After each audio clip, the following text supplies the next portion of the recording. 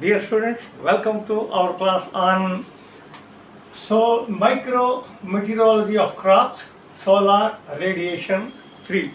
Micrometeorology of crops, solar radiation 3. In this class, we are going to discuss on some basic laws which are used in the process of crop growth and development. Please note that photo period, if you have a paper and pen, please write photo period, please write photo period influences development. Photo period influences development, whereas temperature influences both growth and development. So now in today's class, okay, basis for our discussion is these two most important statements. Usually in the JRF, SRF net, these bits also will come for your academic interest and also for application. Now, overall in this class, some four basic laws, other laws we study in the next class. Basic laws in the partition of energy. Okay, what we agrometeorologists must be using, and then as students should learn it. Now, see, first in this class, we try to understand light and growth. Light and growth. See, if you see the solar spectrum, as I said several times, 9% of the energy is there in the ultraviolet band, say approximately up to 0.4 microns. From 0.4 to 0.7 microns is the VIBZ/O light part. There, a whooping 41% of the energy is stored. In the light part, 41% of the energy is available, and the remaining 50% is in the infrared region. Now, so light and growth, if we try to understand, this is a crop plant. This is a crop plant. The influence of light on crop plants, the influence of light is falling on this particular plant. The influence of light on the crop plants is really very complex.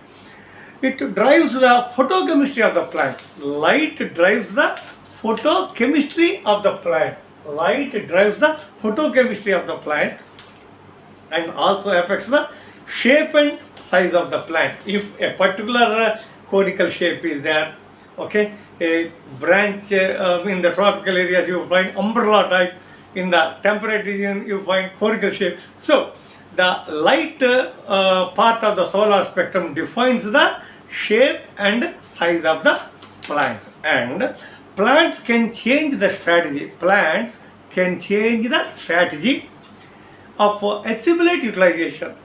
Plants can change the strategy of assimilate utilization. Assimilates are there, so their utilization in response to the changes in the amount of light they receive. The amount, see, quality, intensity, duration are the basic characteristics what we agrometeorologists try to understand in the agrometeorological study. But the quality of the light influences a particular quality, duration and intensity among these three. Quality of light, okay, which is received, it influences the utilization of assimilate distribution and of course photosynthesis production. Now, next important point, light quality. Again, I am not talking of duration and intensity. Light quality, in particular, the ratio of red to far red. The ratio of red to far red, 660 microns.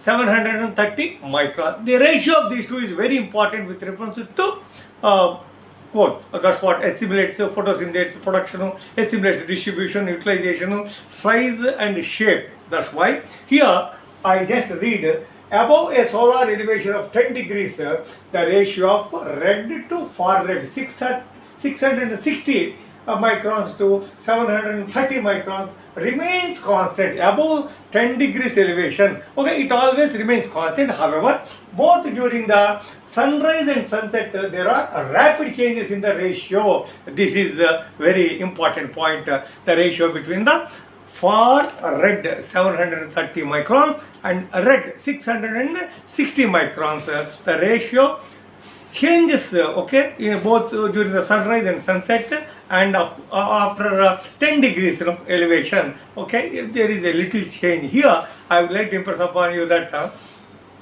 the solar radiation that falls just in the sunrise, during the night time, the during the respiration process, carbon dioxide is released. Carbon dioxide is trapped inside the crop canopy. As soon as the light falls, the light part of the spectrum falls, so there will be so much of photosynthesis, and photosynthesis are produced. This bit also will come in your GRF, SRF and NET, beloved students. Now, see, above a solar elevation of approximately 10 degrees, the ratio of red to far red remains almost constant, 1:1 ratio, for example. However, as I said, during sunrise and sunset, it changes a lot. Now, because of the very important point I am going to discuss with you, because of the spectral absorption characteristics of the leaves, because of the spectral absorption characteristics of the leaves course, okay, what happens? There are large changes in the ratio within the crops, and particularly between shade and sunflex areas. What is shade? What is sunflex area? If a forest is there, there is a shade, natural shade. Sunflex areas, depending upon the azimuth, of course, sunset is falling.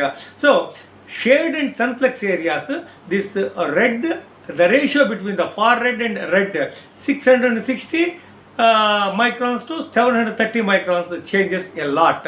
Another very interesting feature I would like to discuss with you, the periodic nature of irradiance can influence the development and reproductive strategy of a plant. So that's why in the beginning of the class I told, photoperiod influences the development, temperature influences the both growth and development. So irradiance, now again I read the statement, the periodic nature of the irradiance can influence the development and reproductive strategy of the plant. Once there is a development, automatically, okay, vegetative phase, reproductive phase, particularly, of course, maturity, of course, at the end of the maturity, we go for harvesting, vegetative, reproductive, maturity. During the reproductive phase, okay, they change depending upon the irradiance. Now, usually, if you take a leaf, okay, on this leaf, light is falling, fewer than 1% of the photons falling are utilized by the leaf. Then what is happening to the remaining 99%? That first I will read. Fewer than 1% of the photons absorbed by the leaves are used for the photosynthesis. The photons not used in photosynthesis tend to heat the leaf. However, the temperature of the leaf does not increase continuously throughout the day. What exactly does it mean? Now, photons are falling, just 1% of the photons are utilized in the photosynthesis. What is happening with reference to 99% of the photons? The remaining 99% of the photons are increasing the temperature of this particular leaf. However, this leaf cannot bear that much of photons with heat. That's why what the leaf does is 3. Please remember this bit will come in the interviews. It will be asked. ARF, SRF bits it will come. What is that? The leaf dissipates this particular heat of remaining 99% of the photons falling on this particular leaf by 3 processes. One is the convection. Next one is the radiation. The third one is the stomatal opening and closing. So these 3 processes are performed by the leaf or crop, and it won't get heated up throughout during the day. Now, see here in the remaining part of 2 to 3 minutes of the class, the basic class, the first law of thermodynamics, the Kirchhoff's law, Lambert's cosine law, Wien's displacement law, several times, even in the basic I discussed with you. However, in this class, in the next 2 to 3 minutes follow, I would like to say the same laws. Laws never change, but with reference to partition of energy between various processes. Partition of energy between various processes. That means this is the plant. Okay, this is the leaf. Leaf performs certain processes. Crop perform its own processes. So the partition of energy can be explained through laws. So the first law is, I would like to discuss the first law of thermodynamics.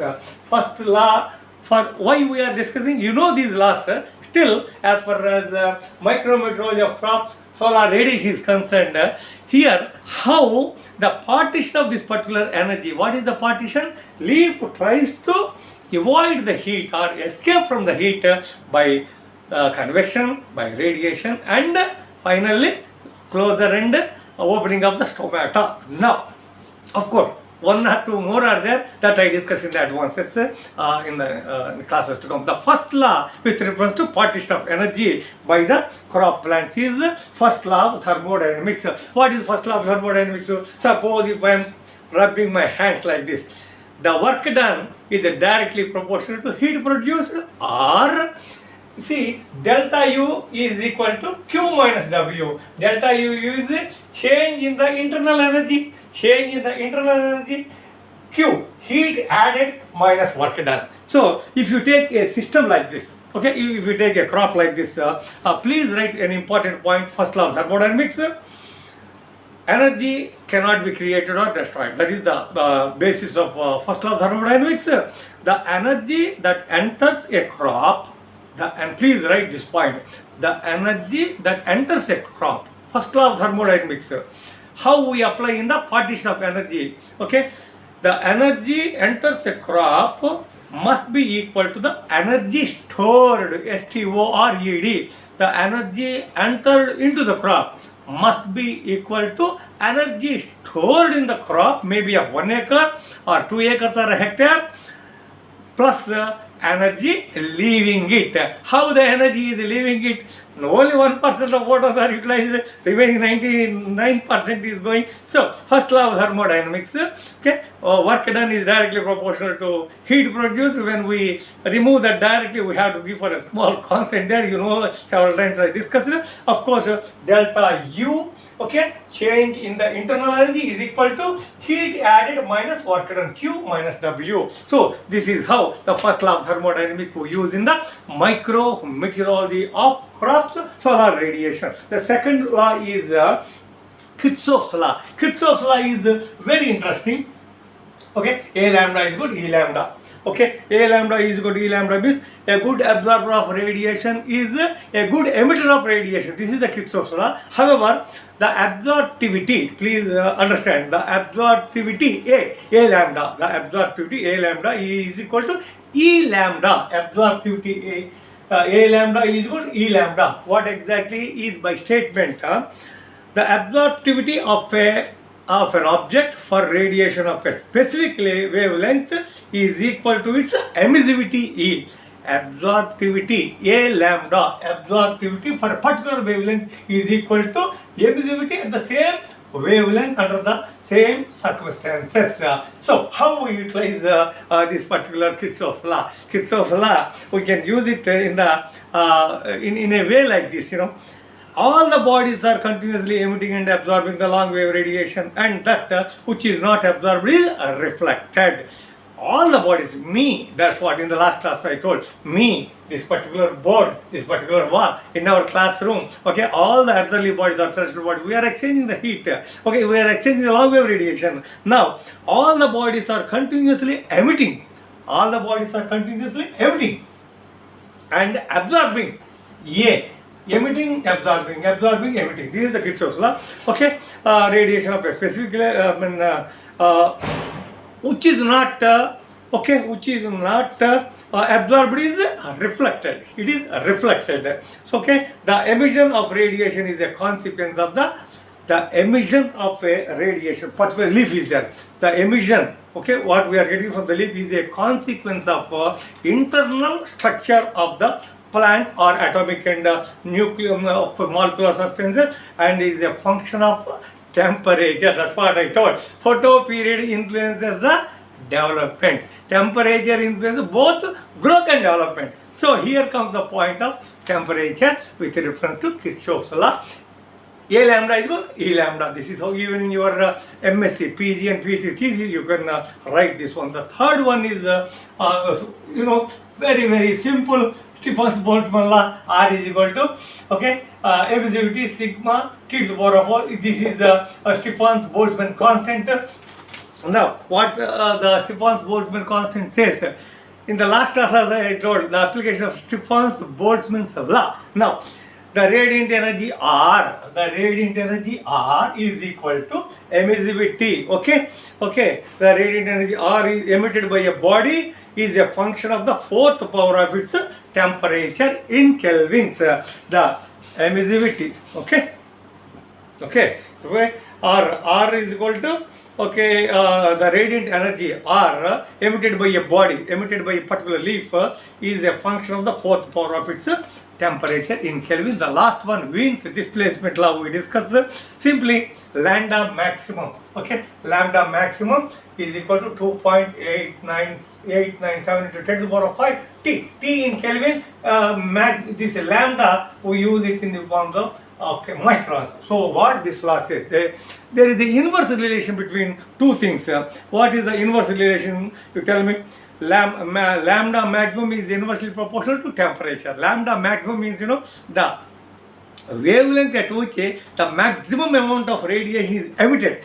The wavelength at which maximum amount of radiant energy is emitted. Maximum, wavelength.